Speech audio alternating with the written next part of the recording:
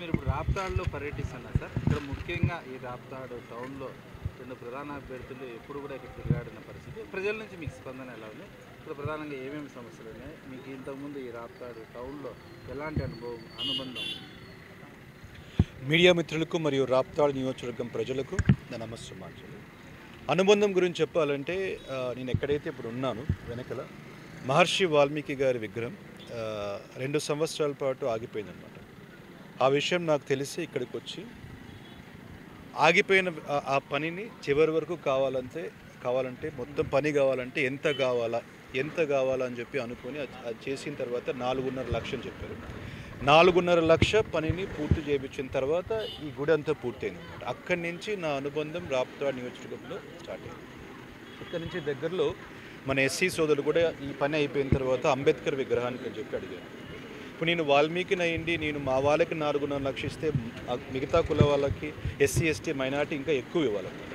కనుక నేను వాళ్ళకి 6,75,000 విలువైన కంచు విగ్రహాన్ని కూడా అంబేద్కర్ విగ్రహాన్ని ఆర్డర్ చేసి అది కూడా రావడం జరుగుతుంది. ఇక్కడ ఈ విధంగా నేను బీసీ ఎస్సీ ఎస్టీ మైనార్టీ రాప్తాడులో ఉన్న ఇది రాప్తాడు నియోజకవర్గంలో రాప్తాడు మండలం అన్నమాట. రైట్, ఇక్కడ చాలా బాగా ప్రజలతో ముందు నుంచే కనెక్షన్ బాగైంది. అందరికి తెలుసు నా గురించి, నేను చేసిన సేవా కార్యక్రమాల గురించి. ఇరు పార్టీల వాళ్ళంటే టీడీపీ వాళ్ళైనా కానీ వైఎస్ఆర్సీపీ వాళ్ళైనా కానీ ముందు నుంచి నేను చేసిన సేవా కార్యక్రమాల మీద నా మీద ఒక సానుభూతి ఉంది. కనుక ఆ ఓట్లు మన వైపు పడితే అదొకటి. రెండు, ఇక్కడ సమస్యలు చాలా చాలా క్లియర్ అండి. ఎక్కడ చూసినా కానీ మీరు గమనిస్తే గిన ఇక్కడున్న చిన్న కాలువలు ఉంటాయి చూసారా, అవన్నీ ఓపెన్గా ఉన్నాయన్నమాట. ప్రతి చోట ఈ సమయం వస్తేనే ఈ వర్షాకాలంలో వాళ్ళు చెప్పేది ఏంటంటే కానీ అక్కడి నుంచి మస్కిటోస్ ఎక్కువ రావడం, దోమలు రావడం వల్ల మలేరియా, డెంగ్యూ అవన్నీ. సో మనం చేయాల్సింది అవన్నిటిని క్లోజ్ చేయాలి. మీరు ఎక్కడైనా చూడండి, ఏ కార్నర్లో చూసినా కానీ, ఇప్పుడు ఏ కార్నర్ ఇట్లా చూసి చూడండి, ఇది కనిపిస్తుంది. ఎక్కడ చూసినా కానీ అవన్నీ ఓపెన్గా ఉంటాయన్నమాట. దాన్ని మనం ఆర్గనైజ్డ్గా ఫిల్ చేయగలిగితే ఆరోగ్య సమస్యలు రాకుండా ఉంటాయి. ఇవి మెయిన్ థింగ్స్. యాక్చువల్గా వాటర్ సమస్య కూడా ఉంది. వాటర్ సమస్య ప్రతి చోట ఉంది. కనుక అందుకని మన మేనిఫెస్టోలో మొదటి పాయింటే జలయజ్ఞం. అది ఎప్పుడైతే మనం చేయగలుగుతామో వాటర్ సమస్య తనంతకు తన తగ్గుతుంది అన్నమాట.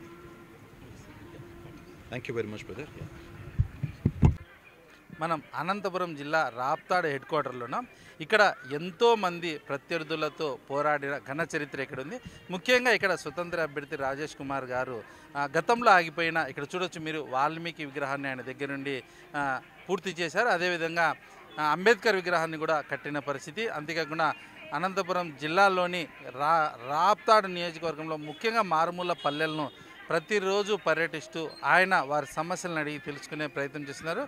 ఇప్పుడు ప్రస్తుతానికి మనం రాప్తాడు నగర నడిబొడ్డున ఉన్న వాల్మీకి విగ్రహం దగ్గర ఉన్నాం. సార్ చెప్పండి, ముఖ్యంగా ఇక్కడున్న రాప్తాడు ప్రజలు మీ వద్దకు ఎలాంటి సమస్యలు తీసుకొని వచ్చారు?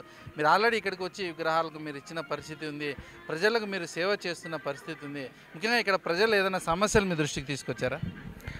మీకు రాప్తాడు నియోజకవర్గం ప్రజలకు నా నమస్సుమాంజలి.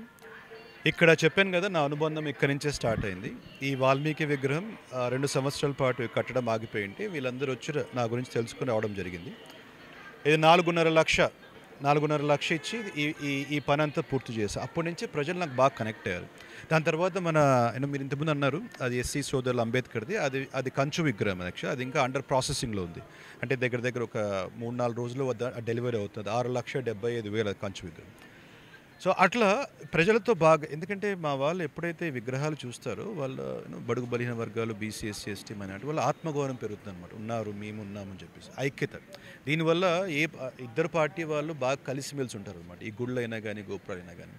సమస్యల గురించి చెప్పాలంటే మెయిన్ సమస్య ఇక్కడ వాటర్ సమస్య అండ్ డ్రైనేజ్. ఓపెన్ డ్రైనేజ్ ఉంది ప్రతి చోట. ఇక్కడ ఓపెన్ డ్రైనేజ్ అనమాట. కొంచెం ఖర్చు పెట్టుకొని ఆ డ్రైనేజ్ మీరు చూస్తే కింద పోయేటప్పుడు ప్రతి చోట ఓపెన్లో ఉంటుంది. దానివల్ల ఇక్కడ వర్షాకాలంలో చాలా ఎక్కువగా మలేరియా, డెంగ్యూ అన్నీ వస్తుంది. ఎందుకంటే అక్కడ ఓపెన్ ఉండడం వల్ల ఆ దోమల వల్ల చిన్నపిల్లలకైనా కానీ ముసలి వాళ్ళకైనా కానీ చాలా విపరీతమైన సమస్యలు ఉంటున్నాయి. సో నా ప్రకారం ఫస్ట్ సమస్య ఏంటంటే దాని అన్నింటినీ క్లోజ్ చేయడం వల్ల కనీసం మన ఆరోగ్య సమస్యలు తగ్గించవచ్చు. 2, వాటర్ సమస్య ప్రతి చోట ఉంది. అది మన జలయజ్ఞం పథకం ప్రకారం ద్వారానే అది పూర్తి చేయగలం. ఎందుకంటే మేము 10,000 బోర్లు అని చెప్పాం. రైట్, 10,000 బోర్లు అది మన రైతులకు ఉంటుంది సపరేటు. అది కాకుండా మేము ఏమన్నాం, వాటర్ ప్లాంట్ అందాం, సెల్ఫ్ సస్టైనింగ్ వాటర్ ప్లాంట్ పెట్టినప్పుడు మేము ఖచ్చితంగా బోర్ వేపిస్తాం అనమాట. ఆ బోర్ వేయించినప్పుడు అక్కడ వాటర్ ప్లాంట్ వచ్చినప్పుడు మనం 20 లీటర్ల వాటర్లు ₹1 ఇస్తున్నప్పుడు ప్రజలు డైరెక్ట్గా అక్కడికి వచ్చి ఆ వాటర్ తీసుకెళ్ళిపోతారు. కనుక ఆ వాటర్ సమస్య కూడా మనం పూర్తిగా ఈ 2 మెయిన్ ఆరోగ్య సమస్య ఇది. ఎంప్లాయ్మెంట్ అంటావా, ప్రతి 10 ఇండ్లల్లో 2-3 ఉన్నారు గ్రాడ్యుయేట్స్, ఉద్యోగాలు లేవు.